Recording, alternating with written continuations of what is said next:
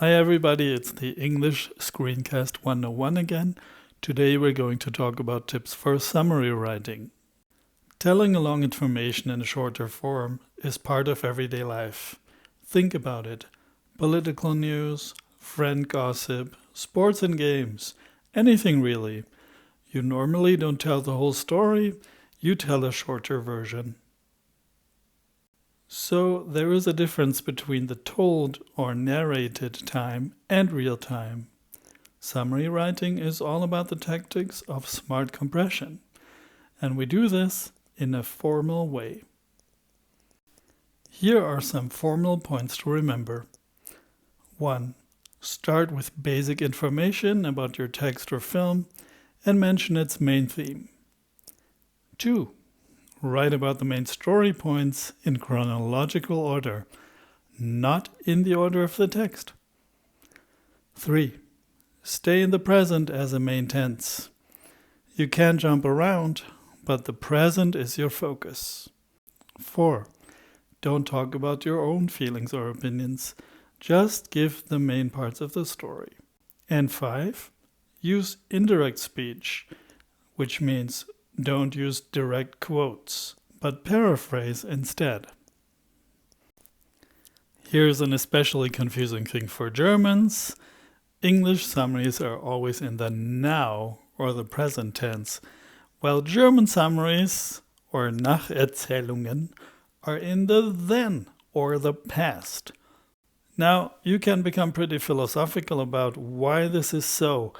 Maybe it's because Germans like history so much and English people like action so much. I don't know. Think about your own theory about this, if you want. In a summary, you are using smart compression. What does this mean? Think about 4 things. Number 1, a typical summary has about 200 to 250 words. Number 2, a typical student sentence has 18 words. And 3, the intro sentences are about 2 or 3 sentences long. And 4, a sentence can only hold one main point. All in all, you can make about 12 points only in a summary. Your problem for smart compression is any story has to fit into your 200 to 250 words and have about 12 main points. Now, if you think about some books and their length, that's not a lot of points. With Animal Farm, you're doing okay at 29,966 words. Hunger Games, 99,750 words. And Harry Potter and the Deathly Hallows, 250,045 words. Still, you have to cover everything in about 12 points. Now, don't jump out of the window. Make a good plan before you start writing. Here's my tip. Organize the points until you have a clear story. And here's a pro tip.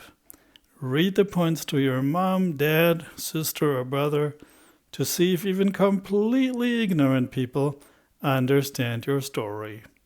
Let me be really clear about this again. First, organize your 12 points. Only then start to write your summary. Here's a reminder about indirect speech and present tense. Let's have a look at an example. In Star Wars, Lord Vader says, "I am your father." How do we put this into indirect speech? Well, we use the passive voice. So we get, Lord Vader says that he was the father of Luke Skywalker. So again, indirect speech uses the passive voice. If you are unsure about this, find more examples on the internet. That's it already for English Screencast 101. Thanks for listening. If you've got a question or a suggestion, email me or leave a comment below the video. Thanks again and goodbye.